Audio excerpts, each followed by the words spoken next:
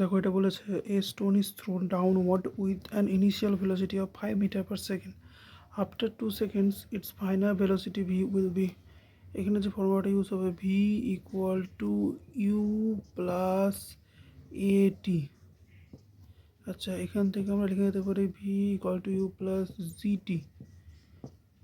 আচ্ছা, এখানে দেখো ভি হচ্ছে এখানে ফাইনাল ভেলোসিটি, ইউ হচ্ছে কি ইনিশিয়াল ভেলোসিটি, আর জি তো জানাই আছে আমাদের গ্র্যাভিটি, আর টি ফর টাইম। আশা করি এটুকু বুঝতে পেরেছো। এবার দেখো ভিটা বার করো। ভি এখানে দেখো আমাদের ইনিশিয়াল ভেলোসিটি বলে দিচ্ছে 5 মিটার পার সেকেন্ড, তাহলে 5 মিটার পার সেকেন্ড আমি বসাচ্ছি এখানে। গ্র্যাভিটিটা আমি 10 ধরে নিচ্ছি, যে actually 9.8 metre per second square হয়। আমরা এখানে এখানে আমরা জিটা actually 9.8 metre per second square হয়। আমরা অ্যাকচুয়ালি এখানে জিটাকে হিসাবে সুবিধার্থে 10 মিটার পার সেকেন্ড স্কোয়ার ধরে নিচ্ছি।